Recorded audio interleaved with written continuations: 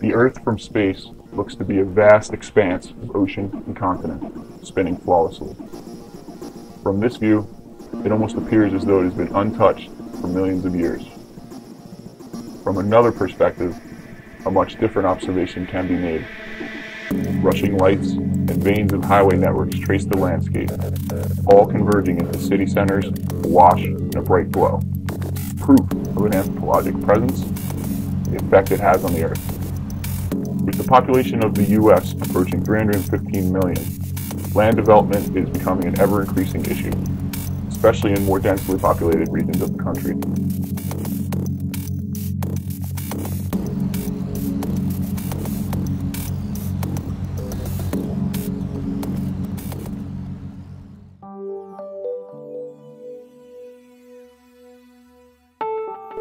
New Jersey is unique in that it's the most densely populated state in the country, yet it still contains beautiful expanses of untouched land, such as the Pine Barrens.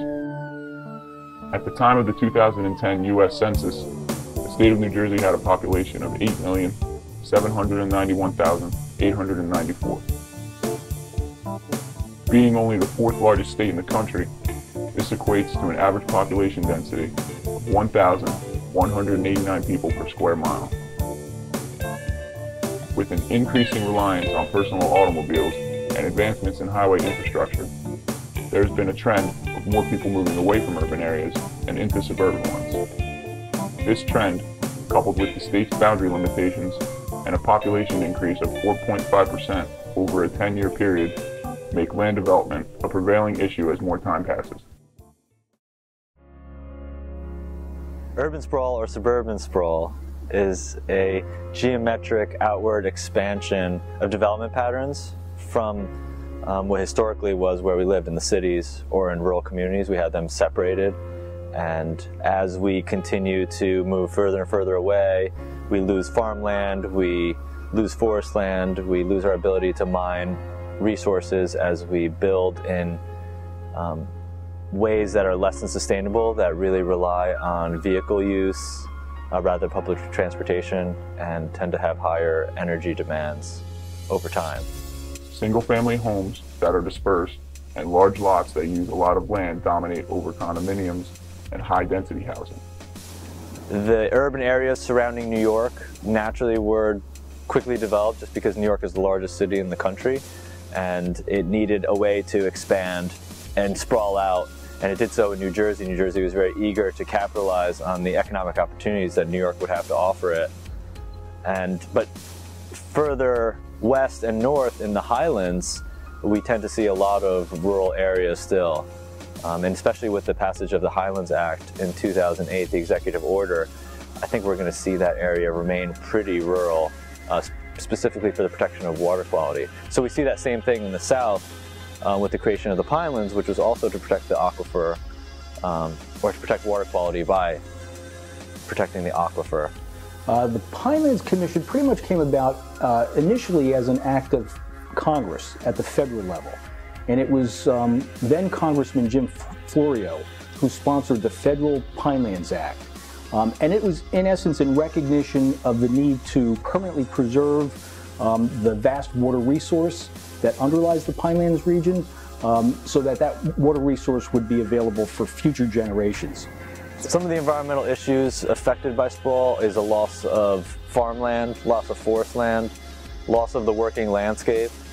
In addition, you tend to see higher rates of problems with water quality.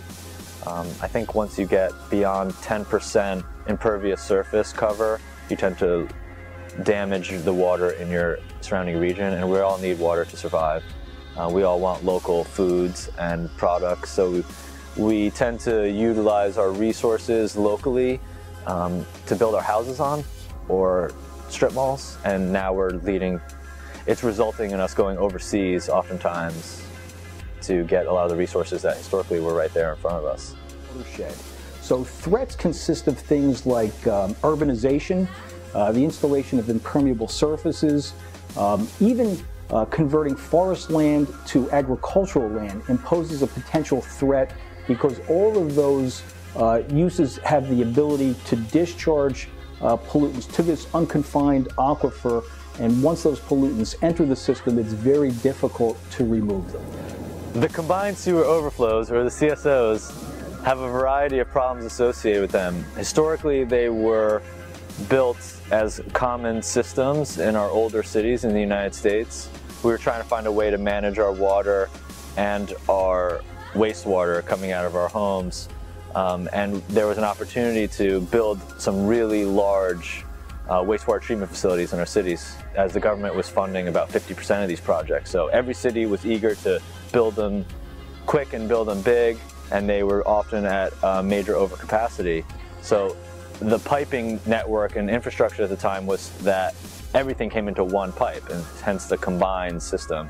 Everything from the street and the sewers and everything from the homes.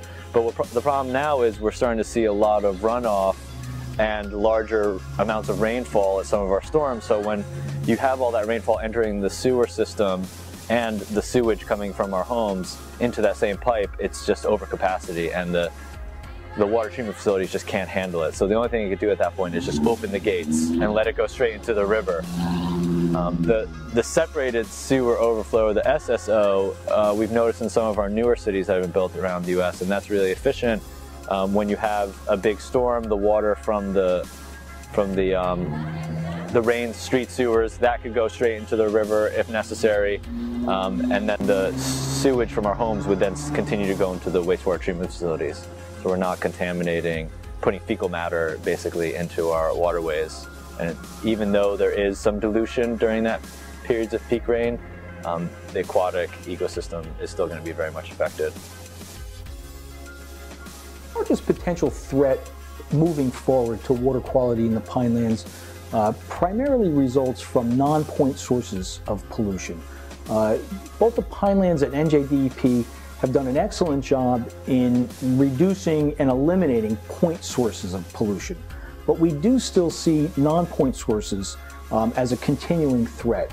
The non-point sources of pollution would be things like runoff from residential development, runoff from agricultural lands, where we're discharging nutrients and other total dissolved solids into the water bodies. We see that we'll have elevated pH, increased nutrient levels as a result of stormwater. We also have a concern that's beginning to emerge nationwide with emerging contaminants in sanitary water. So we've got very low levels, but certainly detectable levels.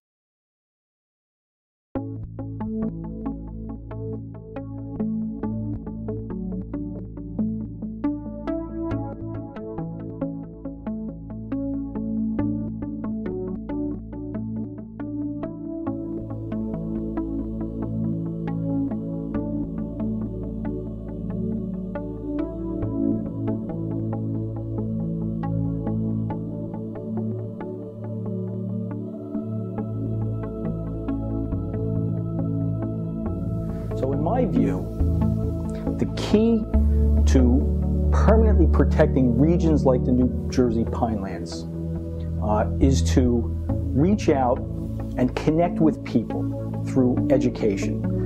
John McPhee is really credited with having captured the popular sentiment for the desire to preserve and protect the Pinelands, not just because of its unique ecological resources, but he recognized the value of the region for its cultural heritage, for its agricultural industry, and its unique water quality and forest areas. And so it's primarily educating children, college students, and adults. And once you educate them and make them recognize the value of the ecosystem, you've pretty much got them for life.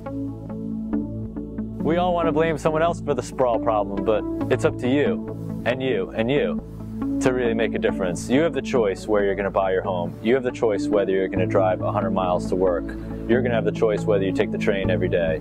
You're going to make that sustainable decision between balancing how much money you make, how close you are to your friends and family, and how much you choose to help the environment. Through that triple bottom line, through that sustainable choice, you're going to have to find that tough balance, and you're going to have to make the tough choices going forward to help everybody out.